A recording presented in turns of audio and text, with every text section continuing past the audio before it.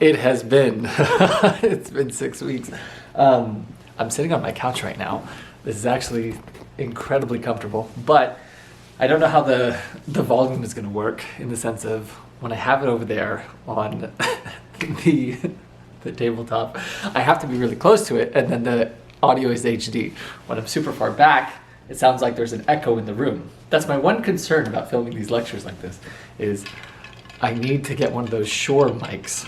They're like $600, but you see them on all the podcasts. Imagine the audio quality if I had one of those mics and you could just be serenaded by the sound of my voice. I shared it on 2 mini movies with my Instagram. I was gonna say my YouTube, my Instagram, where my work, it's just been a solely, imagine an abusive relationship completely, right? And I've coached so many people on this, but I've never been in one personally. So when I connected the dots, when I was given the full picture, when the man behind the curtain from Wizard of Oz came about, I was able to piece it all together and be like, oh wow, this is exactly what's going on. And it's basically from a single serpent, who is my superior, only in title, who implores nothing but abuse to all the people that this witchcraft of the specimen overseas. And so I had a great conversation with an angel who was a former administrator of my school district for several years, who endured all of the abuse that I went through, if not far worse. And getting to see the full picture of how snakes and serpents operate, behind closed doors, it allowed me at the non-managerial level to see the full picture, to realize that within my organization, I am the leader. I am the alpha. Leadership isn't from a fucking made up title in your job. It's just from your etiquette. It's from your courtesy, from your respect, from how you lead other people, how your character and integrity are consistent behind closed doors, how your actions are consistent with your words, how you don't plot and scheme like a treacherous snake. You don't implore abuse, manipulation, deceit, whether that's verbally, whether that's in collaboration with other people, towards the detriment, demise, casualty of your fucking team. And what I've learned is paramount amongst leaders within education is just sheer fucking cowardice. Because it's all of the people who have the ability to do something who choose to stand idle, is the very soil, the very environment that's allowing this bullshit to persist. And so when someone like me comes along who doesn't have fear of losing their job, who doesn't have the identity of a man who stands idle amidst disrespect, amidst abuse, but who has the courage to speak the truth, it's met with, and I'm learning this right now, as someone that you need to silence, someone that you need to cast out, because I think of myself as a light. And what I've noticed, the more that I've gotten more in tune with myself, the more that I'm coming back to, who I truly am, I shine very brightly of people who live in the shadows. And so I'm very exposing in that sense. As in, when you're around me, you know that I can see through all of your bullshit. I can see through all of your deceit. I can see through all your manipulation, tactics, attempts, treachery. And so it's very, very uncomfortable for the people who are attempting to operate, in the shadows. Because it's as if I'm coming along and I'm just posing as a mirror, but to them, it's like a fucking spotlight shining down on their garbage, on their sinister behavior. So I shared it in a couple Instagram, 30-minute vlogs, but basically the past several months, my serpent has gone to extreme measures to do away with me. Imagine going through, doing everything in your power that you possibly can to get someone fired. Just by bullshit, made up narratives, it's sickening, even in collaboration with one of our other leaders. And the fact that they're so oblivious and stupid, it adds insult to injury in the sense of you're just sitting there hearing them scheme aloud because they had no fucking cognizance of that their door is opened or that. And I'll give you an example. I had a discussion with my serpent who then afterwards does the thing that they're a professional at is gaslighting. And then I saw this, it was so good, I don't mean to jump around, but I went to the Laguna Beach Unified board meeting and realized that the garbage that I'm dealing with is at every level. And when I saw board members who oversee the superintendent of a school district, so in all the tiers of the rat life when it comes to education, the pinnacle of it in a school district is the superintendent. He's the leader of the school. I currently work as the executive assistant to the assistant superintendent. My goal was to be the assistant to the superintendent so I could shadow them, because kinesthetic learning is the number one way you can learn from someone. It's hands-on, work-based learning. You shadow the guru. It's how learning has been since the dawn of human time. You would be an apprentice working aside a master, and then you would learn the skill, hand in hand, side by side, shadow work, if you will. And when I watched the board meeting of the fucking board members who were bought in, they paid in, got their votes to have a seat on that residing board, and they have majority vote, as in there's 5 board members, and all they need is 3 to pass anything that they want, even the termination of the superintendent. And so that was a line item on their agenda. That's why I attended the meeting. It said termination of contract for the existing superintendent who had worked there for 9 fucking years. Imagine you work your entire life, climb the peak of the rat life. I use the World of Warcraft terminology, but if you've ever played a video game, player versus environment. So not PvP, not player versus player. You're playing against NPCs. You're doing the same fucking mechanics when you go to a job, the same shit every day. It takes no skill, it takes no courage. And of these people who are leaders, in this PvE game, they're the biggest fucking cowards and cucks that, are omnipresent in that environment. And so when I was watching this board meeting of 2 of these serpent snakes, who, it was as if I was watching the fucking Harry Potter movie in real time. Like the pink teacher, I forget her name, but she comes into Hogwarts and gives like a speech of all this, bullshit. And then what they're doing is, Satanists believe in something called karmic retribution. So if they tell you what they're going to do before they do it, there's no ramifications on their end. And I swear to Zeus, this woman did that. She gave a whole fucking speech of bridging the gap of divisiveness within the school district. And the great irony is they're the ones creating the divisive, is the word that they used, decisions. As in, they in 2 months prior, in October, I attended that board meeting, and one of the items was a $19 million pool for their water polo and swimming students, because they didn't have a pool that met the needs of their athletes and then of their students and of the community. And so there was a 5-0 board vote for the purchase of the pool.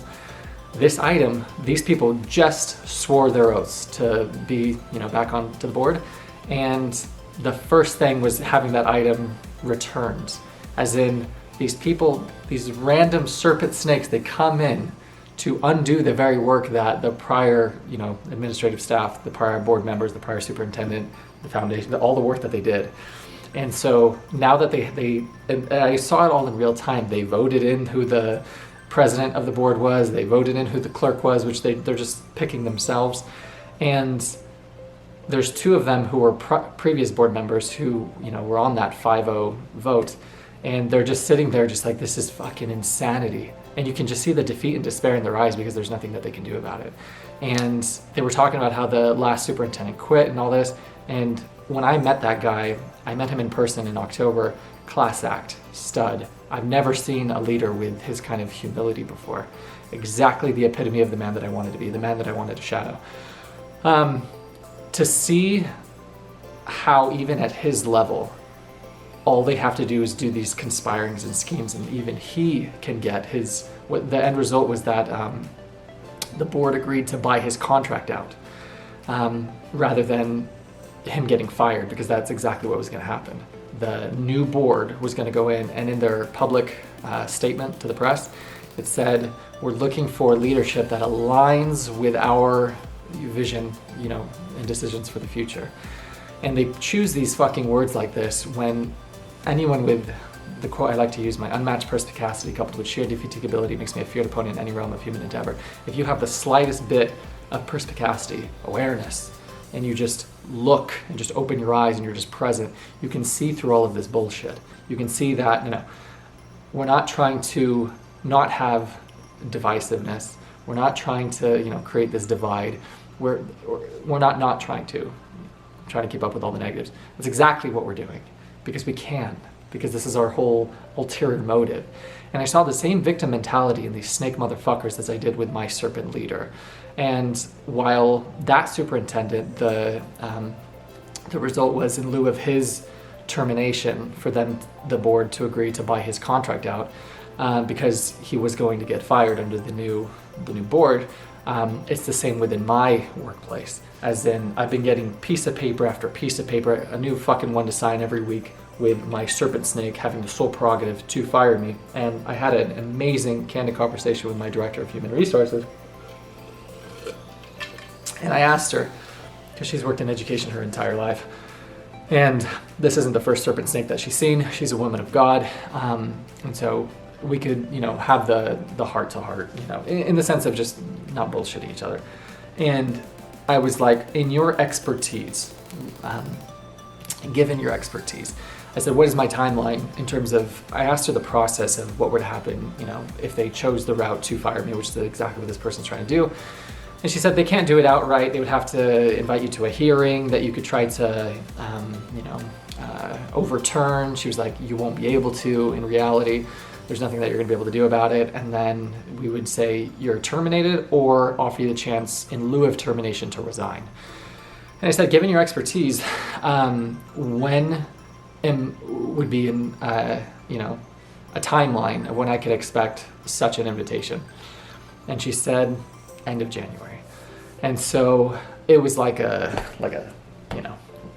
if you've ever seen Phil Heath, who was 7-time Mr. Olympia before he lost his 8th, it was in, I think, 2018 to Sean Roden. They told him before the finals that he was going to lose. And he said it felt like his coach, Hani Rambod, told him it's going to feel like a gunshot. And that's kind of what it felt like in this HR meeting, when she was like, you're going to get terminated at the end of January. It was kind of like kind of a moment. It was kind of like, all right, that's interesting. And so what are the options? Resignation in lieu of that. And that's the only thing that I can do.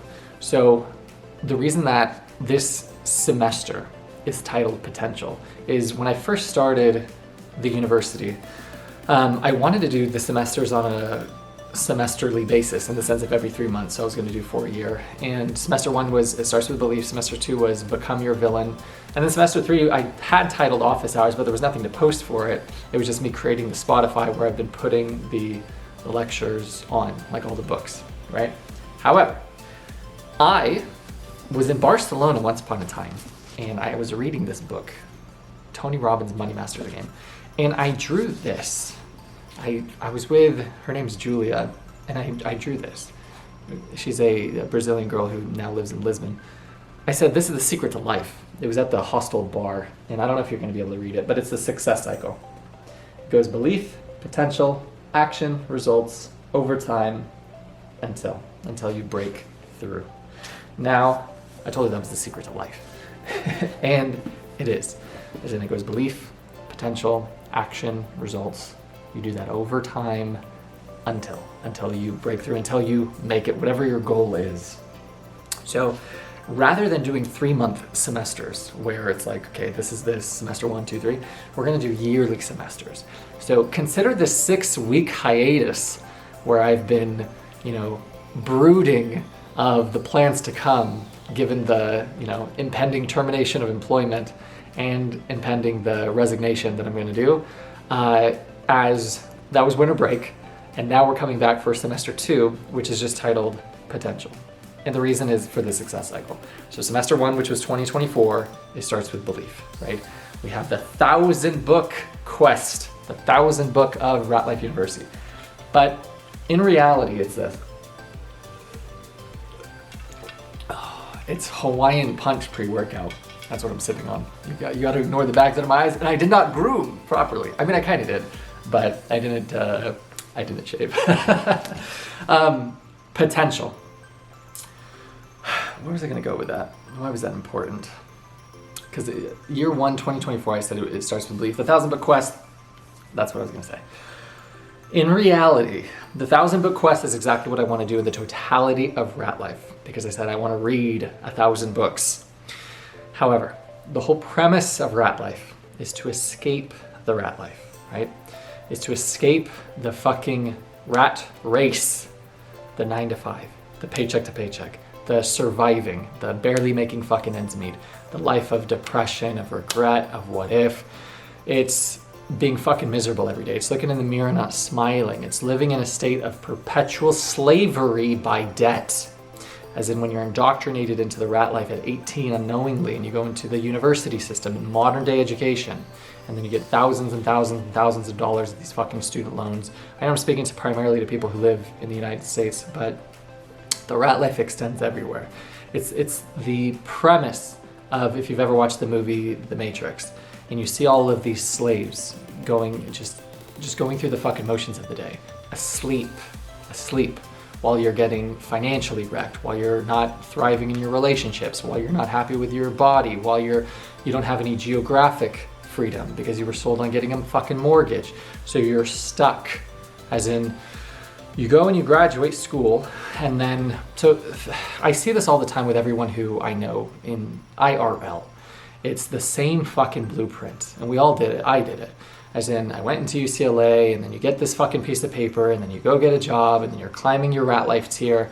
And I see it in even people who are abroad. They spend years and years and years to get their bachelor's. They do their bachelor thesis. Now they have a piece of paper, and then they go into the workplace, particularly with women.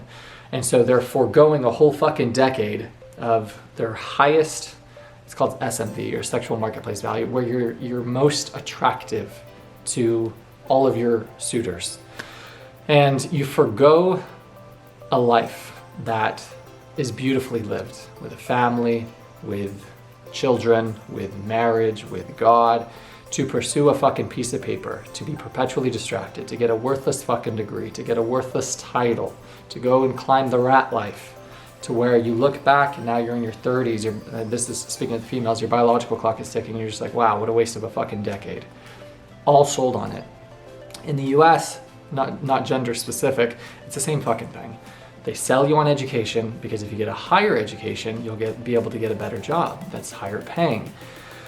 But the way they fuck you with inflation, the way they fuck you with cost of living, with taxes, with you name it, they create the margin that's such a sliver, that you can't even afford to live. You can't even afford to take your children outside of this fucked education system where they're learning about trans and the fucking pride flag and all this bullshit when they're 5 years old. 5 years old, and they're so fucking confused learning about sex. They're like, Daddy, what's a lesbian? Daddy, what's a trans? Daddy, what's Pride Month? What is all this shit? What's my pronouns? What's my gender? All this garbage, because you can't afford to take them out of this toxicity that is public school education. So you realize that freedom is financial freedom, because if you're not financially free, you're not even fucking safe to protect your own children. So you graduate from school to get your rat life job, and then you're climbing the corporate ladder, sold on the golden years of retirement. That's when you'll get to finally be able to enjoy your life at 65. And they always push the ante. No, just once you pay off your student loans. No, just once you pay off your car note that you finance. No, once you just pay off your credit cards. No, once you just pay off your 30-year fixed rate mortgage, then you'll be free. Then you'll be happy. And then I was walking the other day and I was just like, it's not normal to be a fucking rat for 50 weeks out of the year to be free for 2. That's the world that we live in today. It's 50 years of fucking rat of slavery for 2 weeks as life should be lived. And I'm saying all of this to say that's the rat life, that's the world that we live in today. Because graduating from college, getting a job, what does that translate to in the modern world? It translates to student loan debt, it translates to a mortgage debt, it translates to car financing debt, and it translates to credit card debt. And then you compound that with all of the overhead expenses that you presently have. As in, you have your food, and you have your clothes, and you have the gas that you need, and the insurance that you need, and your gym membership, and your phone bill, the utilities, the gas, the water, the sewage, all this shit, and then you realize, wow, I have so many fucking bills. I am a rat. I'm not free.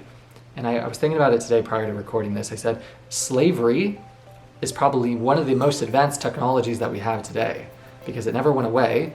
They just created a system to where you don't need the shackles anymore. You don't need the chains. And they give you the illusion of the comfort of the nice apartment, of the nice amenities, right? And you realize, wow, I'm a fucking rat. I'm a slave. I'm a cog in this fucking machine. And so the only way to escape is a window.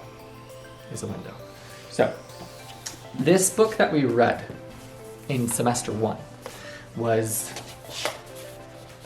The Monk Who Sold His Ferrari. And there's a line in it that says, crisis and opportunity are one and the same. One and the same.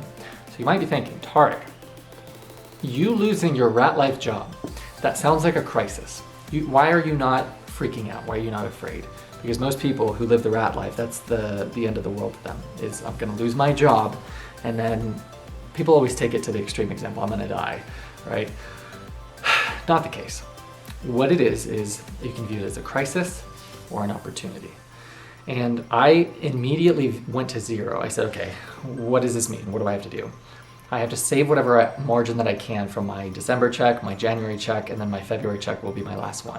And I was like, okay, now I'm gonna get something in a tax refund after I file my taxes in January. Okay, then we have that. Then I was like, okay, I'm gonna have to file for unemployment because my plan is to not get fired, but I'm gonna resign. And I know it's like, you won't be qualified for it, but my director of human resources, that request goes to her. And she told me, and when she told me this, it was God talking. She said, and it's why I love it so much. I posted on my Instagram the other day. It's a scene from Inception where they're talking to the Asian dude about to do the job that they're hired for. And then the guy in the back, and they caption it, the devil, Satan. He's like, we should walk away from this. And then Leonardo, he's like, hold on.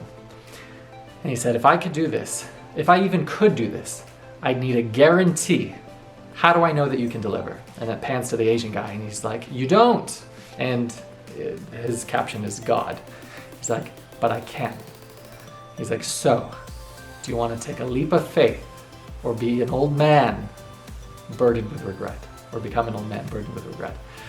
And I love that scene so much because what my HR director, she was like, if you resign in January, I will not dispute your unemployment claim.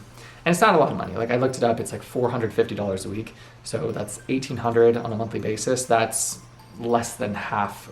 Right now, after taxes, I'm earning, it's $4,936.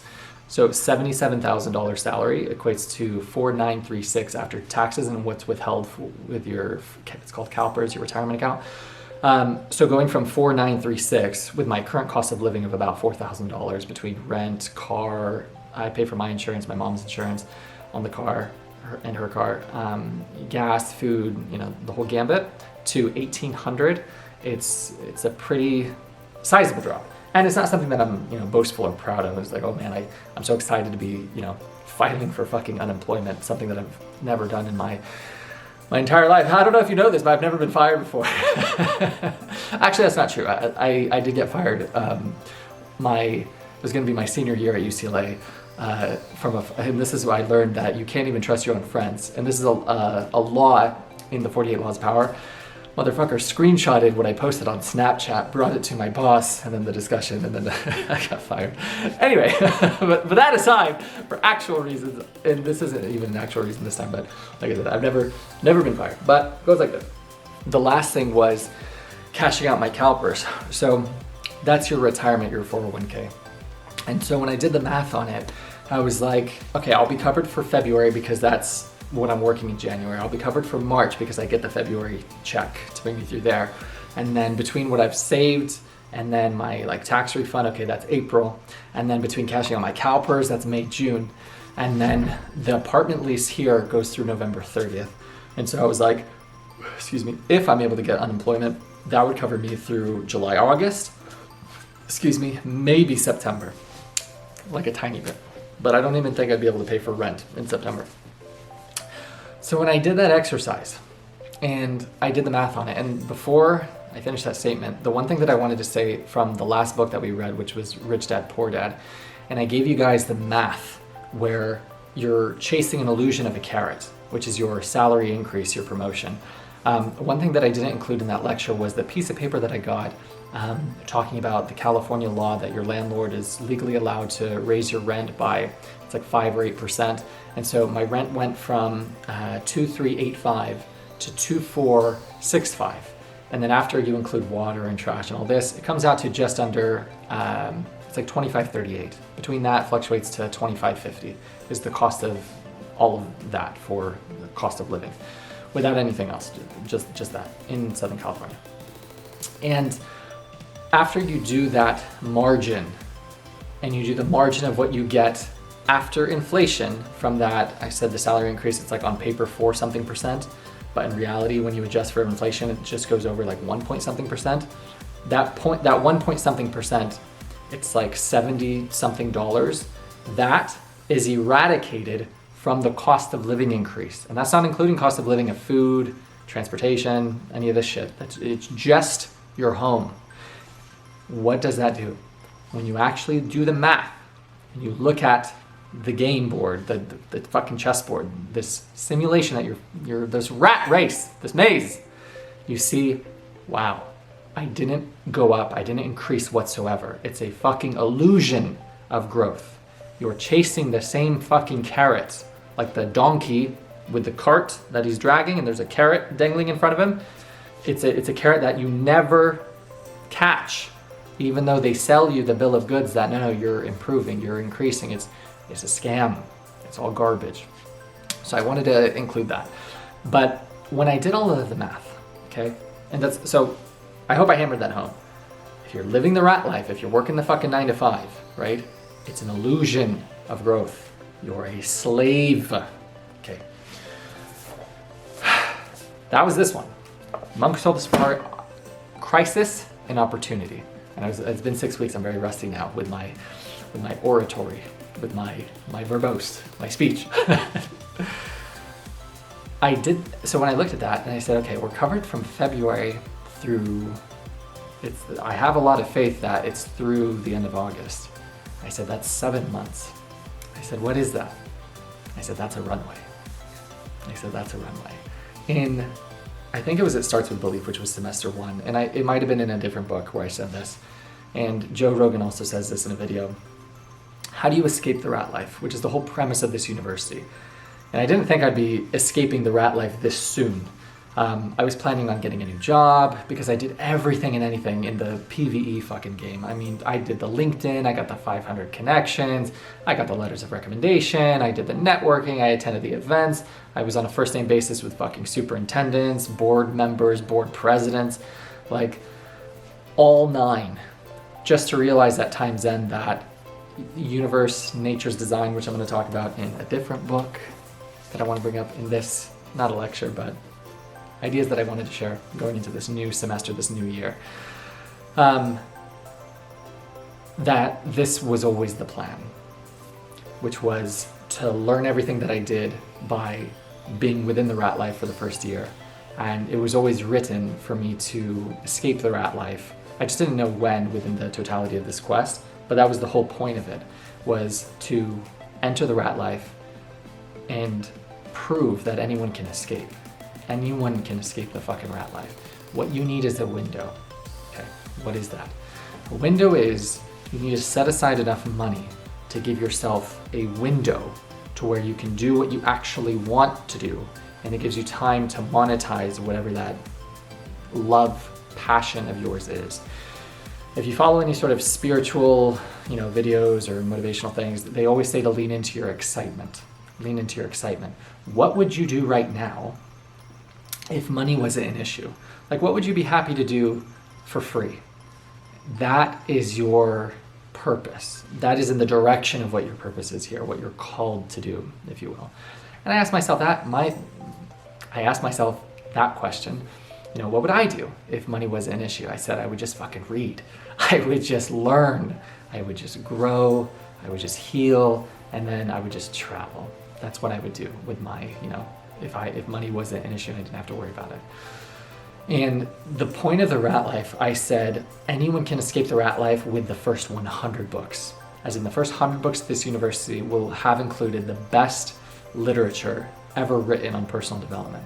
And it'll give anyone, anywhere in the world, the tools, resources, knowledge, wisdom, insight, anything they could possibly need to escape the rat life, whether that's their current relationship circumstances, their finances, their just basic intellect, their spiritual awakening, just every category of their life they could better and improve and just become so fucking healed, such a better version of themselves, so free, first mentally, spiritually, and then in your physical reality.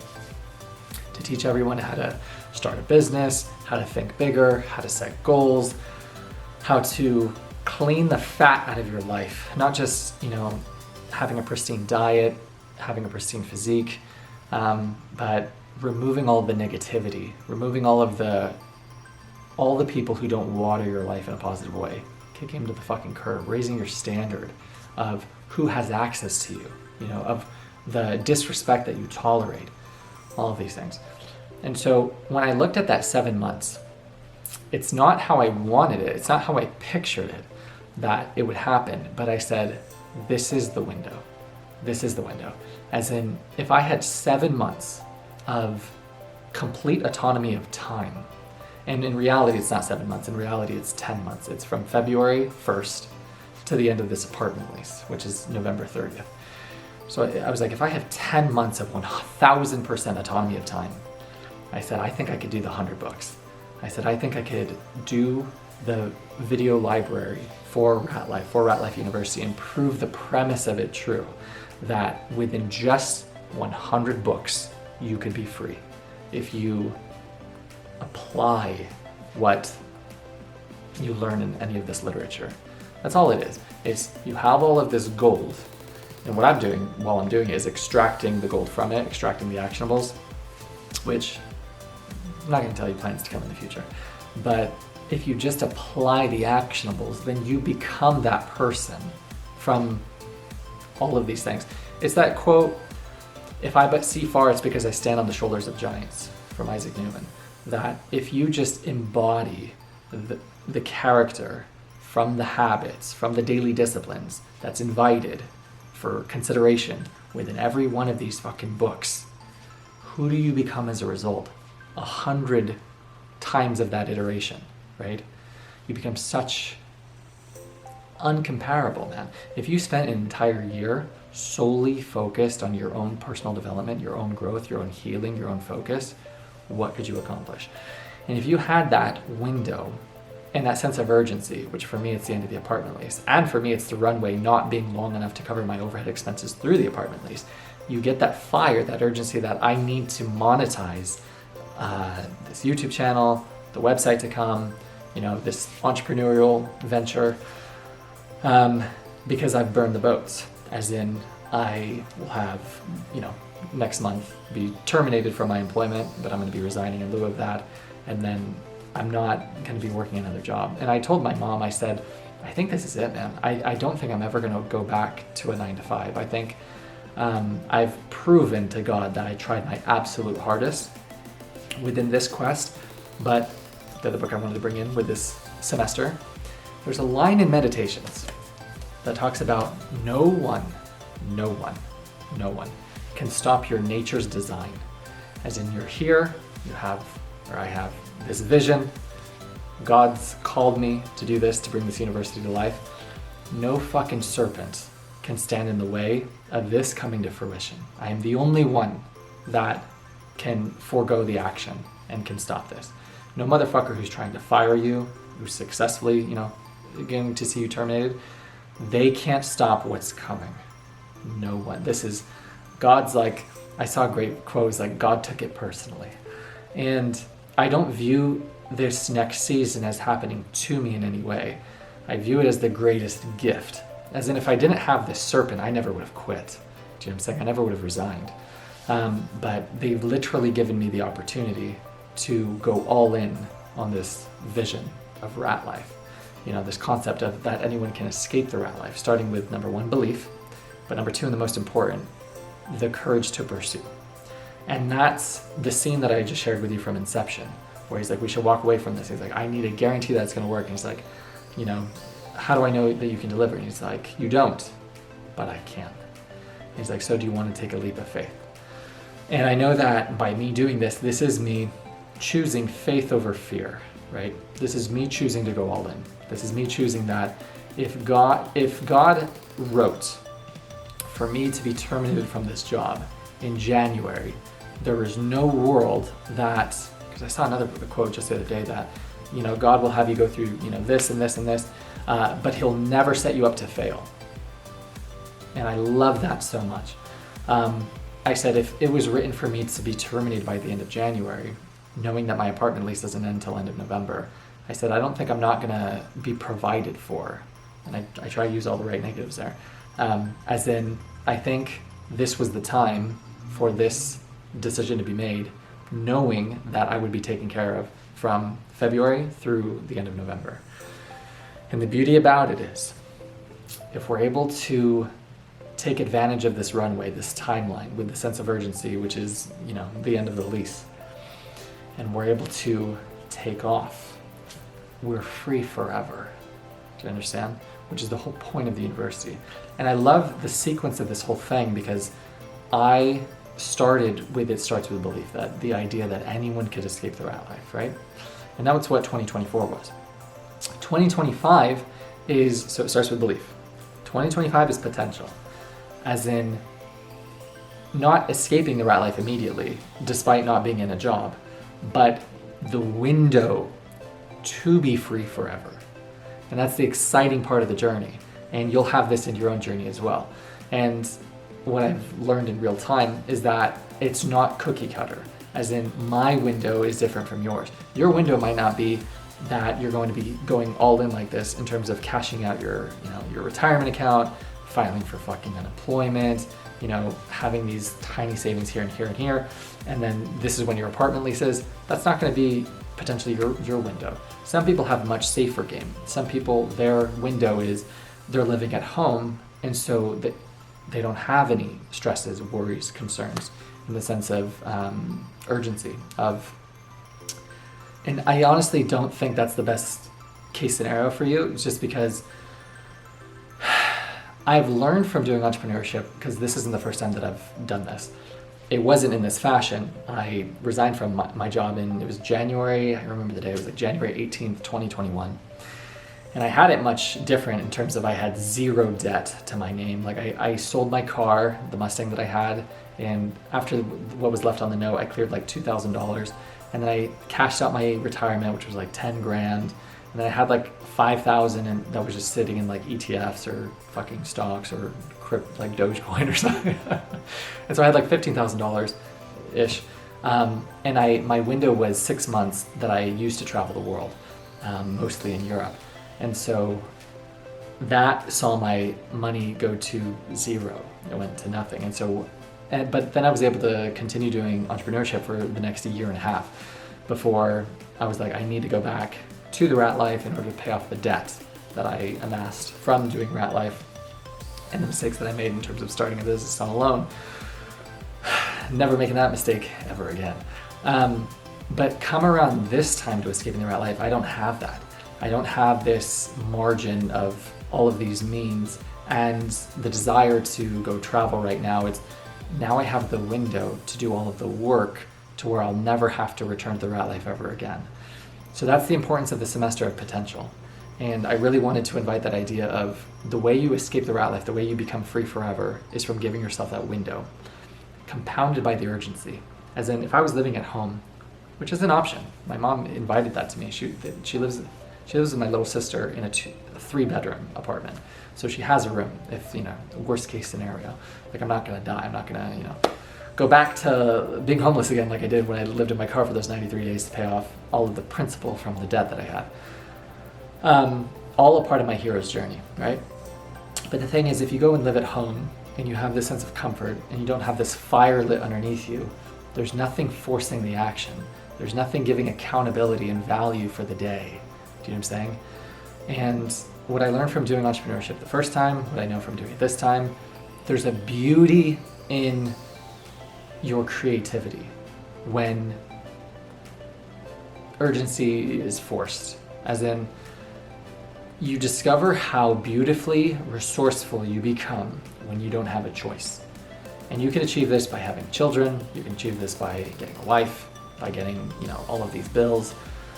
But not to say that all of these people are, I just equate to an expense.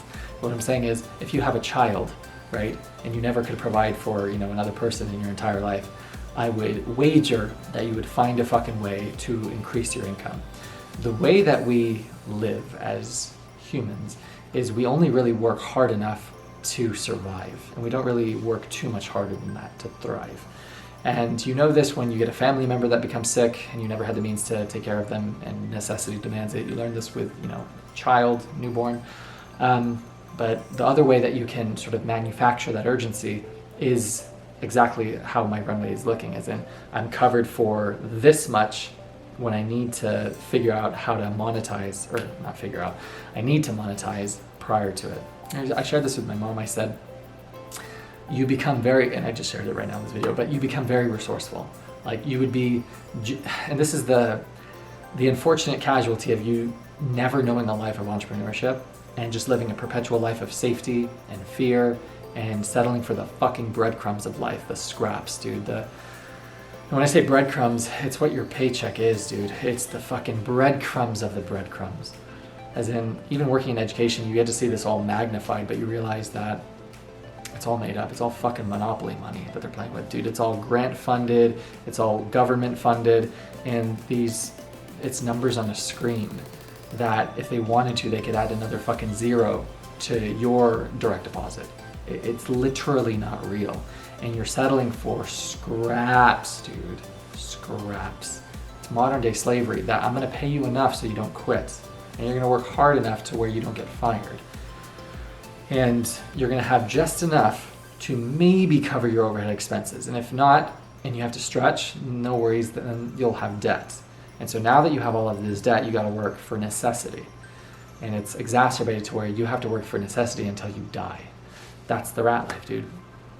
So that's the way to freedom. And that's the title of this semester. I know I've been going here and there, and all around in that explanation, but the whole idea of the semester 2, which is potential, is now I get to live out in real time, showing you how you escape the rat life. So semester 1, 2024, I was in the rat life, right?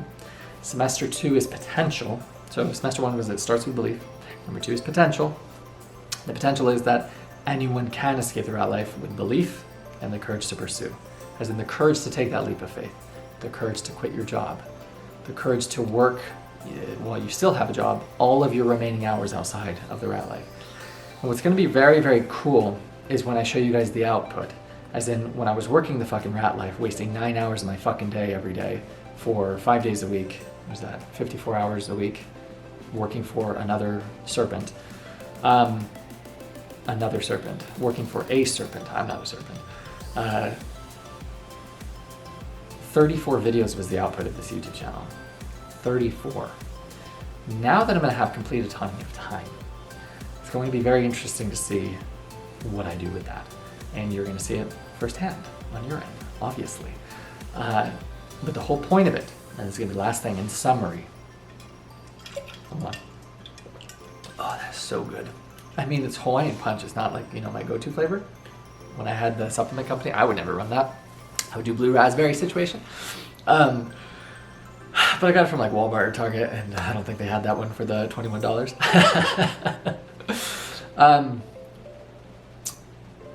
The window. If you want to escape the rat life, I don't give a fuck where you live, what your income is, it doesn't matter. What you need is a window of opportunity to be free forever. You need time to do whatever the hell you would do for free in order for that to monetize, where you don't need sales, you don't need clients, you don't need memberships, whatever your business model is. You don't need any of that shit for a window. My window right now, it's looking like 7 months. I have 7 months, more than likely.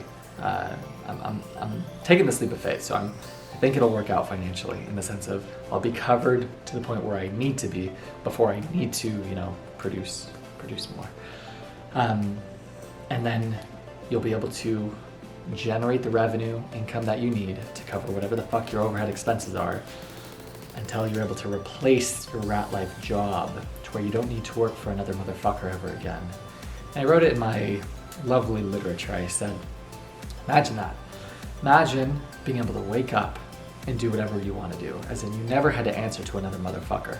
As in, you could live your life without another person telling you what you could or could not do, where you could or could not go, what day you could or could not fucking take off work, who you could or could not be. I said, that's freedom, dude. Freedom of your time, freedom of geography, not stressing on fucking bills. And that's the totality of people's existence, man. That's where all the stress is coming from. That's where the divorces are happening, is you focusing on stress, financial stress. And then when you're struggling financially, you're not thriving relationally, you're not thriving spiritually, you're not thriving, physically, when you can't afford the fucking food that you want to eat to fuel your, bodybuilding goals. Which, whether you're a bodybuilder or not, everybody who does a physical transformation of some sort, you are bodybuilding. Do you understand? But yeah, so that's the premise. Did I hammer that home? Enough. And I'll share with you what I'm doing right now is I started my cut that I wasn't planning on doing. I was planning on doing an entire bolt through the totality of 2025, but as Dumbledore says, in light of recent events, I will be getting shredded as fuck. So right now I weigh like just over 200. My calories are at 2,600. My protein is a little less than expected. It's at 206 grams. It was going to be at 268, but Costco has like discontinued egg whites. There's like a shortage or something of them. So I don't have that in my diet. So right now I'm eating 2 protein drinks, almonds, yogurt, orange juice, 6 eggs, and a pound of beef with a cup of rice. That's my entire diet. And then the pills that I'm taking is fish oil, ashwagandha, vitamin D3, 5,000 IU, and calcium, magnesium, zinc, the Kirkland brand from Costco, and then creatine monohydrate. And then the only other thing that I'm putting into my body is pink Himalayan sea salt, sriracha that I season the beef or eggs with, and BCAAs, pre-workout. Nothing fucking else is entering this temple right now. Because as I'm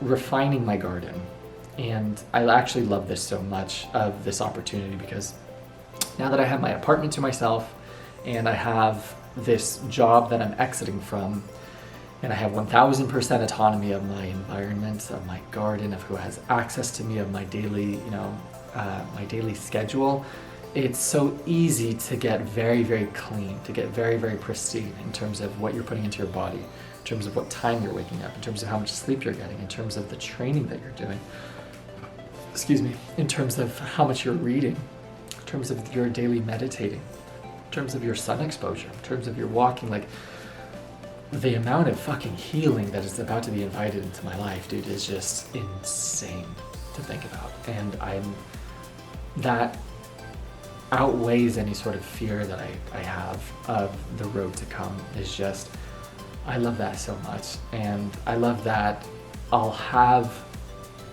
that amount of time to actually enjoy the amenities that I have living here in Southern California in this beautiful apartment. Versus when you're just working the rat life and doing the 9 to 5, and it's just like a fucking locker.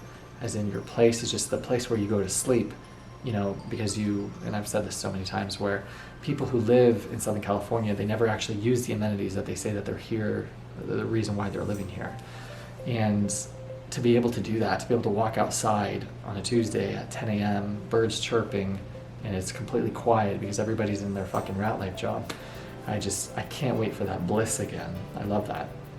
To be able to enjoy the comfort of your home, not just as the place where you sleep, wake up sleep deprived, drink your caffeine, and then go to the commute, and then go to your office, and then fucking rinse and repeat, and then, month after month after month, So I've said this, plenty of times in this video, but the whole thing is, I don't see this as crisis whatsoever. I see this as the greatest fucking opportunity of my lifetime, in the sense of me having the opportunity to be free, me having the opportunity to solidify the foundation of this university, of this vision of Ratlife, and the consequence of my courage not only is inspiring to other people to pursue their courageous pursuits, for them to take their leap of faith, for them to align with God, but who I could help within the people who I love within my life as a result, of me having the courage to pursue.